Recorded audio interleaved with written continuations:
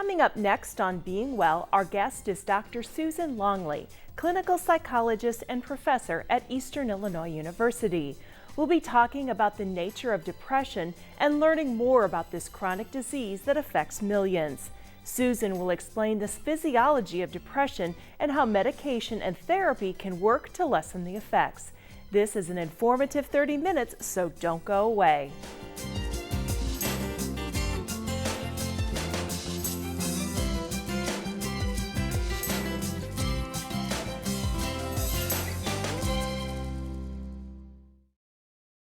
Production of Being Well is made possible in part by Sarah Bush Lincoln Health System, supporting healthy lifestyles, eating a heart-healthy diet, staying active, managing stress, and regular checkups are ways of reducing your health risks. Proper health is important to all at Sarah Bush Lincoln Health System. Information available at sarahbush.org. Dr. Ruben Boyajian, located at 904 Medical Park Drive in Effingham, specializing in breast care, surgical oncology, as well as general and laparoscopic surgery. More information online or at 347-2255. Rediscover Paris. Our patient care and investments in medical technology show our ongoing commitment to the communities of East Central Illinois. Paris Community Hospital Family Medical Center. Welcome back to Being Well. I'm your host, Lori Banks, and I'm with Dr. Susan Longley today. Welcome to the show. Hey, thank you, Lori. You've never been here before, so tell our viewers a little bit about your professional background. Okay, well, I'm a licensed psychologist in Illinois and New York, and I'm also an assistant professor here in EIU. Okay, so how long were you in private practice? Never. Okay. I was never in private practice. And it's really unusual for people in kind of the academic end of it to get licensed. But I just figured, why not, you know? And actually it served me pretty well. And you do a lot of research in the area of depression, which is why we've brought you on the show today to kind of sort of talk a little bit about this disease that affects so many people and kind of bring some interesting light to the disease if either you have it or you know someone who has it. Okay, So, I'm happy to do it. I consider it a privilege to educate people about that. Great, we're glad you're here today. When we were talking to you before this show, you said depression is actually a chronic disease. Why do you call it that? It's a chronic disease because people usually have an average of 4 episodes of depression in their lifetime. And if you have one episode, there's about a 50% chance you'll have a second episode. If you have a second episode, there's about a 70% chance that you'll have another third episode. If you have a third episode, there's about a 90% chance that you'll have So what actually constitutes an episode? Well, there are symptoms, okay, and 2 of the main symptoms that you have to have for 2 weeks are depressed mood and an inability to feel pleasure or to be interested in things. And those are things you can really notice. There's also sleep disturbances. Either you wake up early or you can't get to sleep at all. Some people get agitation, which means they do a lot of pacing. Other people have what we call retardation of movement. It's like they're moving through jello, sort of very slow. And also you can tell sometimes if that's part of the picture for them, they talk really slowly. Okay. It's very, very noticeable. Some people overeat and some people undereat. And one of the signs is that you either gain weight, about 10% of your normal weight, or you lose weight. And another one is feelings of guilt or worthlessness, that really there's no reason to feel that guilty or that worthless. And thoughts about suicide, really, really, really common. So an episode then it consists of 2 of those symptoms for more than 2 weeks, or? You have to have one of those 2, and then you have to have 3 of the other ones that I named. So the 2 that you have to have at least one of is depressed mood and an inability to feel pleasure or interest. And another part of the picture that I really want to tell you about is people have trouble concentrating on things, and that may be something people actually notice in themselves. You know, I just can't make decisions. Can't focus. Yeah. So it's a lot more than just feeling, I'm kind of sad today because, Christmas is over and Sure. it's cold and it's January. So it's a little bit beyond that or beyond that. Well, sadness is a normal emotion. Everybody feels it in reaction to, something that might happen to you that's negative, but it goes away, With depression, it lasts for months. So when we're talking about an episode of depression, the longest, the most common time length is about 3 months. But it can be as much as 2 years, So we're talking about feeling really bad for a while. Okay. Talk about that depression is genetic in nature. Okay. So we say that about 40 to 70% of depression, the differences in depression between people in a population is due to genetics, okay? But that's only part of the picture. That's what makes you more prone to be depressed. Okay. It's a risk factor. But if you don't have a stress, a stressor, usually a social stressor, divorce, death in the family, betrayal, something like that, then you're probably never going to have an episode of depression. So you need both of them, okay? You need both that kind of a genetic predisposition, and you need the stress to kind of tip you over. Is it always a stress that triggers depression, or can you just sort of have it without any of that? Well, I think it depends on how genetically prone you are, because the more of that risk factor you have, the less it takes to tip you into depression. All right. I think our viewers are going to be really interested in this next question. We want to talk about the physiology of depression. And kind of understand what's going on in the brain and what's working and what's not. And you have a great analogy for that. And I kind of want you to walk our viewers through what depression actually is. I want to define a few things first. One, they found by looking at, they call them fMRIs, brains working in real time. Depressed brains look really different from normal brains. They just aren't very active. And one of the reasons that they're not very active is that our brains have billions of these cells called neurons, and the neurons are what pass on messages and tell us what to do. Everything from breathing to digestion. And what they use is neurotransmitters to communicate.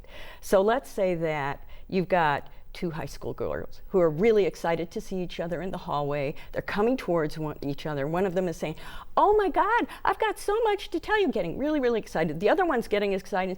"Oh my God, I can hardly wait to hear," so they're both excited.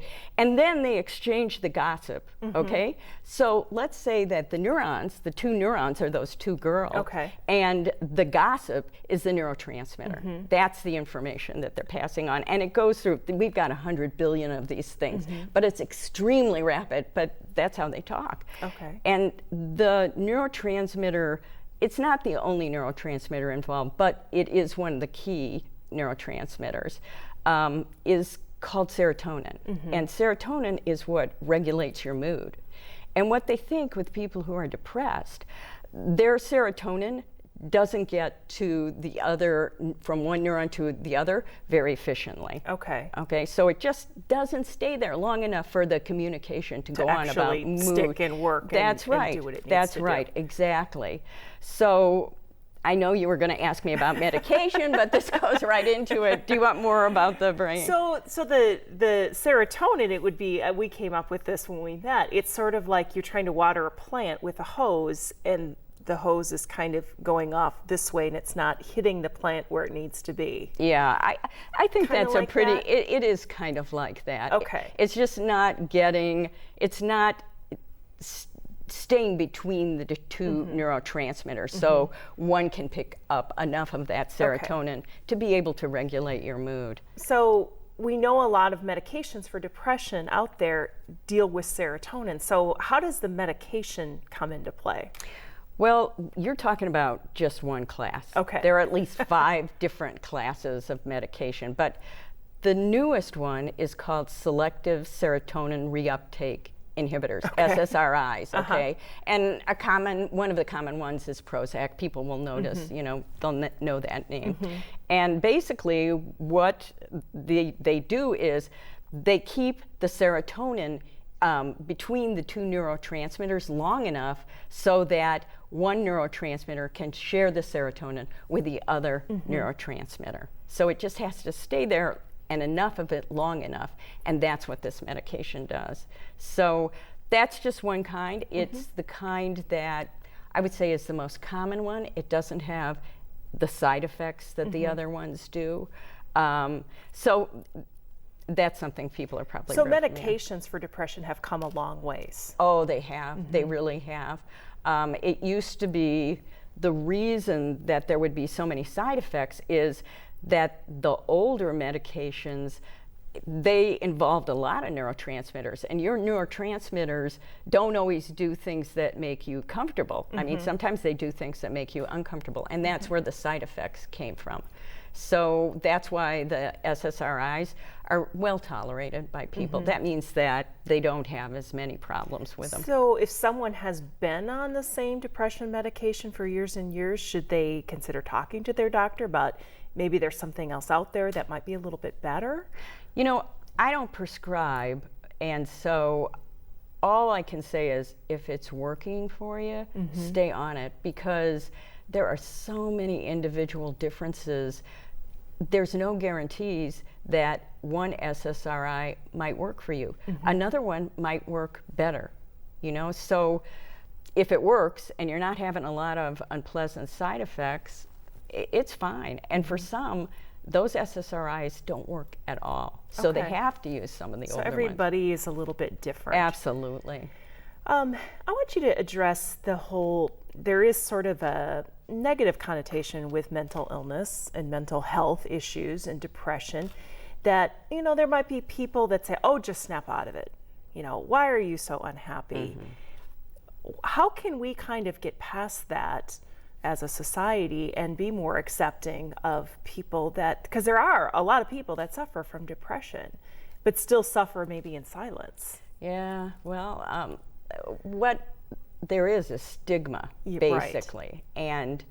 And even though these are startling statistics, so I want to tell you about them, they think that at any one point in time, about 4 to 8% of women and about 3 to 4% of men have depression. In a lifetime, 12 to 24% of women, and probably about 8 to 15% of men. Wow. So it's really common, you know? And to me, the best way to sort of overcome that is education, educating yourself. And really, that's what I look at my classes as. I teach what we call abnormal psychology. I wish we didn't give it that name, but if you tell people about these mental illnesses and tell them this is not a character flaw, this is not something that people want, they're not faking it, they're not trying to get out of things. This is their brains acting the way their brains do, and the best way to approach somebody who's depressed is, get them to talk and don't be judgmental. And I think there's almost like this thing where people think that if they talk about it or if they're around somebody who has especially depression, that they'll somehow catch it. And or it'll rub off on them. Yeah, there's no way that's going to happen. What are some of the things that, if you are depressed, you tend to I don't want to go out of the house, I don't want to leave, but it's actually that social interaction that is actually helpful. That's right. And that's one of the symptoms of depression. And this is something people should notice in themselves.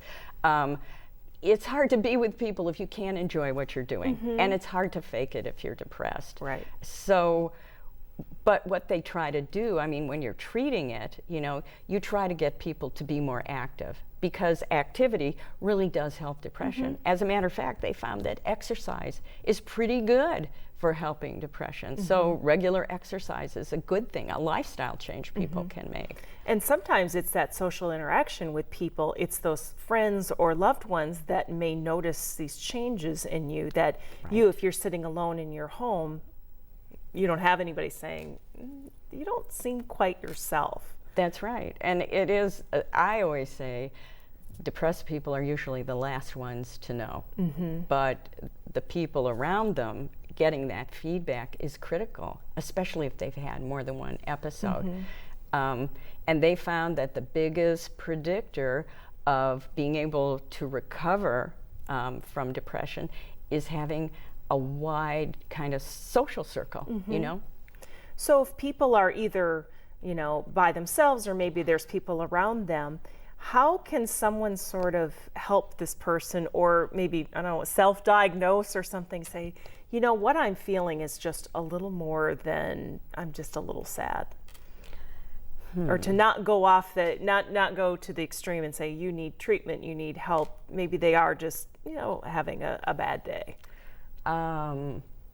Depends on how long it lasts. Because, but when somebody is kind of in the deep depression, they just can't remember it, literally cannot remember it being any other way. And this is one of the foolers of depression, because it affects the way your brain works. Okay. It feels like you've always been this way, you know?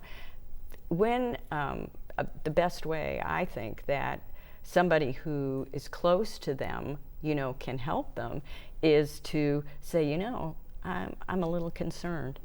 And then listen to them and be non-judgmental. Like, suggest them going to get some help, but don't push them. Don't make it a demand. And to stick with them. It's hard sometimes to be around people who are depressed, but that's probably one of the most important things that a friend can do. You know, because those depressed people, they want to push you away. You know, it's hard for them to be around you. Well, I think it's interesting what you just said, is that people who are chronically depressed have forgotten what it's like to be happy. And That's right. that depressed state is their normal.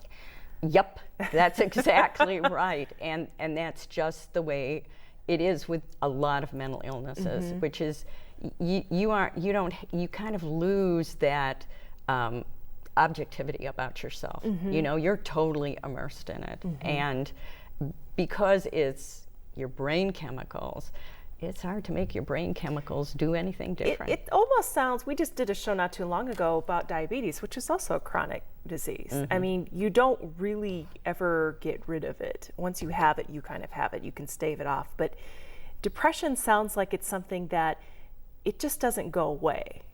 Well, it depends on the person. There are people who just have one episode. But as I said, the more episodes you have, you know, the risk of having another one goes up.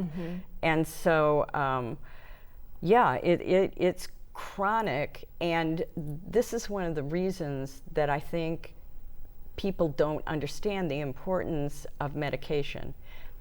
If you were diabetic and you had to take insulin, would you not take it just because you didn't like the insulin?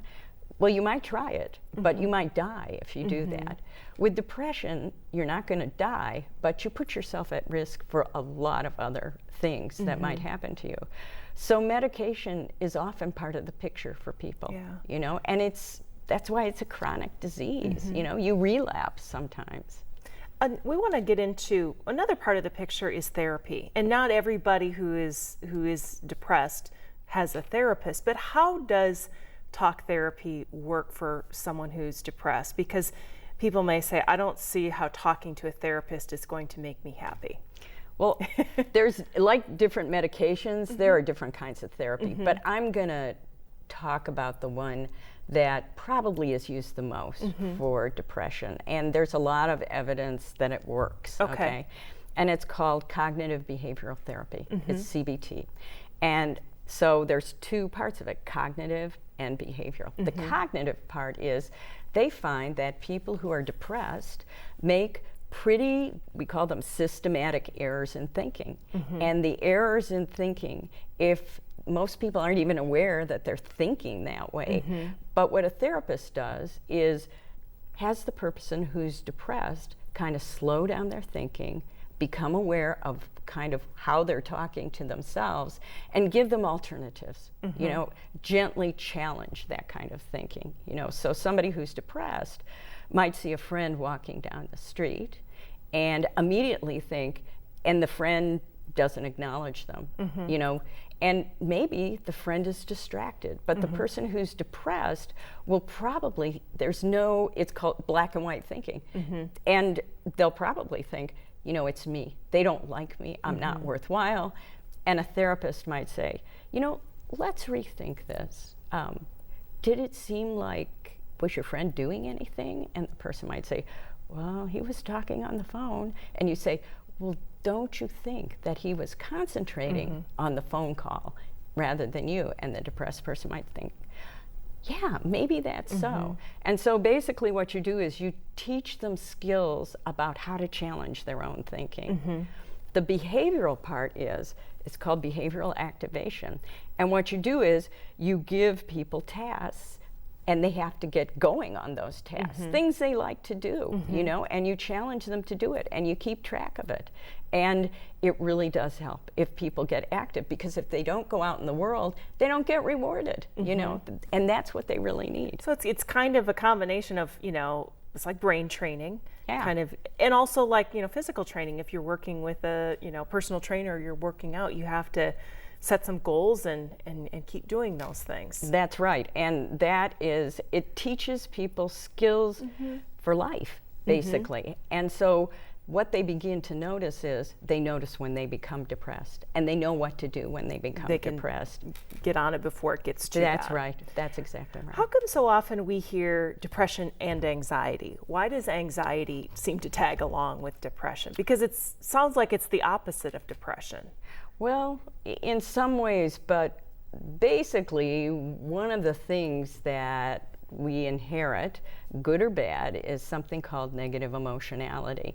Some people have a lot and some people have little, but the people who have more of it, they feel emotions more intensely. They see the world a little more negatively, and that is the same risk factor for anxiety and depression. And so that's why they often occur together. So are they treated together, treated with similar medications, or? Yeah, actually they're treated with SSRIs, and they're developing new therapies now, which are not specific to disorders. You know, it's not a certain kind of anxiety. So they treat generalized anxiety disorder, really, really common type of anxiety, the same as they treat depression. Okay. In these last few minutes, I wanted to hand it over to you to see if there were other things that you wanted to talk about. I know this is an area that you are very passionate about, in educating people about depression, because it is something that affects so many people. Well, you know, so the thing that I want to tell people about depression is that most people don't realize that they've been depressed. It's only after they go to a therapist that they go, oh, that was what that was like in high school. Boy, that was miserable. And you say, yeah, that was your first episode of depression. And if people examine themselves, or if they have a loved one, think about it. You know, if that seems to be a picture in your family, watch your kids, you know, see if you see any signs of it, and educate them about it, because it's nothing to be embarrassed about. People just need to manage it. And some people do great with just talk therapy. Some people don't need to take medication at all. So it's not something that's embarrassing. It's not something that should be swept under the rug. It's the World Health Organization has identified it as the #1 source of disability in the world. Wow. I know. That's startling. It is, and that's the cost to society for people who can't work, for people who have to be on disability. You know, it trumps car accidents and a lot of other diseases you might think are #1. So untreated depression can lead to disability. It leads to relationship problems. It can lead to drug and alcohol use. That's real common for people. So it's an important problem, and it needs to be treated. All right. Well, Susan, we're out of time. I want to thank you so much for Sure. coming by, being well, and shedding some light on an issue that affects millions and millions of people. It does. Thank you. Thank you. Production of Being Well is made possible in part by Sarah Bush Lincoln Health System, supporting healthy lifestyles, eating a heart-healthy diet, staying active, managing stress, and regular checkups are ways of reducing your health risks. Proper health is important to all at Sarah Bush Lincoln Health System. Information available at sarahbush.org. Dr. Ruben Boyajian, located at 904 Medical Park Drive in Effingham, specializing in breast care, surgical oncology, as well as general and laparoscopic surgery. More information online or at 347-2255. Rediscover Paris.